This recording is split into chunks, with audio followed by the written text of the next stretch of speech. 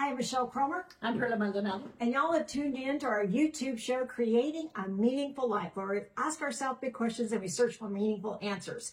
It's almost the new year. I know. Another year. I can't believe it came around so fast. I know. Time is just, I don't know. Flying by. It is flying by. So we wanted to bring you some tips on what you might want to do before, like on New Year's Eve and New Year's Day. Do you have any celebrations that y'all do?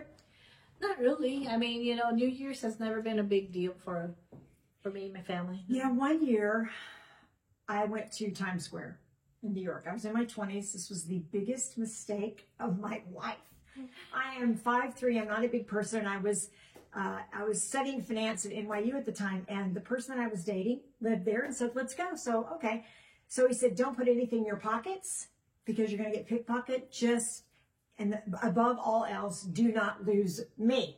So the first thing that happened, you're in a crowd, people are screaming, I couldn't find him, I'm being picked up and moved around. It was terrifying. So I had to wait for the entire thing to be over, and then I went back to the origination point like at 3 o'clock in the morning, and there he was waiting. So since then, I really don't do a lot. There's parties, but I don't know, I kind of like to be more personal. A lot of people say it's amateur night, and what I mean by that is people who don't drink during the rest of the year all of a sudden they decide to drink on New Year's Eve, and that's why there's so many accidents. That is so true. People that normally don't drink and drive do. So call an Uber if you're going to do that. So here's a couple of things that you might want to do for you. According to Feng Shui. Now, Feng Shui is an ancient art of moving energy around, ancient art of placement. It started around 4,000 years ago. So when Buddha was in the lotus position, Feng Shui had already been around, already 1,500 years. And then when Jesus was dying on the cross, it was already 2,000 years old. So it's been around a long time because it works. So that's just the basic introduction. So what I'm going to bring you today is through the lens and the narrative of Feng Shui. So in Feng Shui, it's really important. And Feng Shui, the Chinese mysticism, they have a lot of, I don't like superstitions, so I'm not going to do a lot of that, but they have a lot of rituals, I should say. So one thing that they do on New Year's Eve, which is kind of symbolic. I mean, we live in a world of symbolism, right? So they take a broom, they open up the door, no matter if they're an apartment, a flat, a home, and they sweep out all of that year. Isn't that interesting?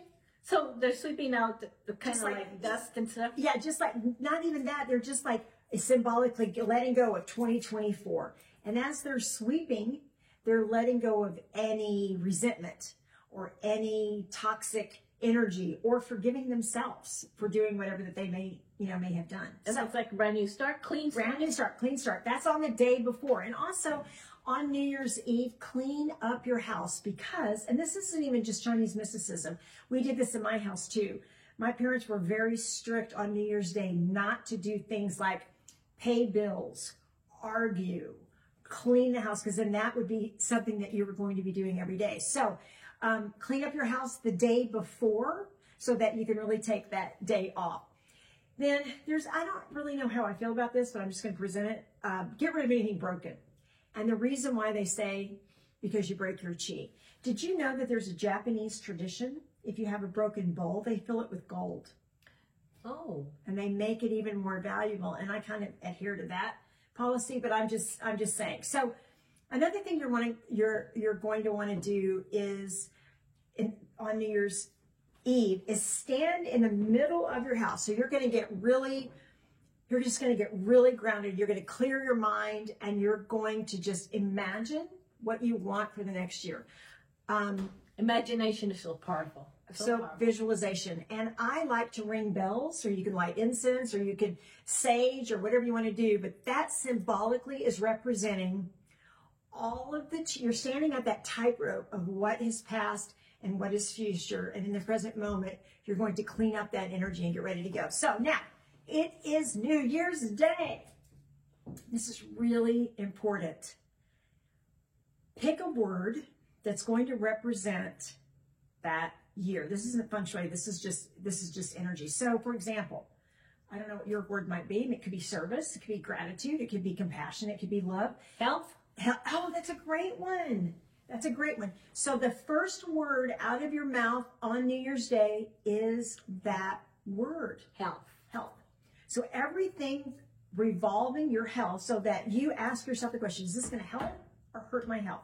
Just now, we were in my kitchen and I offered Perla some, of course I eat sugar, you know, and she's like, no, I'm not doing that. So that's, you know, so good for you. So that's terrific. So pick a word that represents the word, and then pick a theme song, but be very careful. During the COVID year, you know what my theme song was? What? Super Freak. So it could be, you know, something, I tend to go to the oldies, you know, but whatever it is, when you hear it or you want to play it or download it or whatever, it makes you feel so energetic and so good. That's a great idea. I never heard of that. I mean, so even if you hear it during the year, it's going to remind you of the new year when you made a commitment to yourself to be healthy or love or compassion or whatever. That's great. And no matter what your word is, be grateful on that day. Now, I take a journal and I write down things that I am grateful for. And you know what's on the top of my list? Health. Yes. And so when you commit yourself to writing and doing that, then it really does ground you in that gratitude. That in so many ways, I've heard that writing things down is powerful. It's very powerful. Well, think about it. You've got it in your brain, and now it has to go through your body, and it comes out of your hand, and you physically write it, and you can see it. Very important. And then again, you can speak it, you know, whatever it is that you're grateful for. And then wear something that makes you feel good. I love this color. Perla's got the color of beginnings, but I like this color. So I'm going to always wear something like lavender or purple or this color or whatever. And there's power in color. There is a degree. Did you know that you can get a degree at the University of Texas here in color? Really? Yeah, because think about it. Architects, interior decorators, people that design clothes. We were in advertising together. We worked at an advertising agency for decades. We were in advertising our entire career. And we know why Coke is red. Yes. And we know why Chinese food restaurants are red. It activates your appetite. And blue is a very calming color, for example. So it's very interesting. So wear something that makes you feel good and something that's really going to set that chi. And then this is so important. Surround yourself with people that you love and who love you. This is not the day for fighting. This is not the day for bickering. But how do you avoid that? You know what I do? Because if somebody calls that I don't want to, either I don't pick up, or if they send a text, just Happy New Year. Or just have a day that you don't go on social media or answer any phones. That's true. You know, and really just set your chi that way, and just, you could change your voicemail. Yeah. If you plan ahead, you can, you can try to avoid as many negative people as you can, because there's so many of them out there. Yeah, exactly. I don't know where you are in the world, but we all seem to celebrate this new year. Yes. January, it comes from the Greek god Janus, who had a face here and a face here, so that you could see this is the only time where you can go the past and the future at the same time. I've seen that. That's what that is. Oh, wow. So we are wishing you so much joy and prosperity and good health and love and gratitude, aren't we? You know, astrology-wise, I read that the 2025 is going to be a little rocky. So, because why, you know? Something about the alignment of the planets. And well, that makes sense. Well, you know, yeah. Well, in fact, we'll get an astrologer to come on, because we do know that in the heavens right now, or to your point, it will be the exact alignment of the revolution. Yes. American Revolution. So we need to practice being a little bit smart and calm, and just putting out rituals, like we said on other videos, grounding, meditation, prayer. Find a way that you can actually be here without being attached. Yes. All right. Great. Well, this is Michelle Cromer. And this is Perla Maldonado. And we are so grateful that you're here. And if you like the video, like it and send it. And by all means, this year and always, think deeply. Speak gently. Love much. Laugh a lot. Work hard.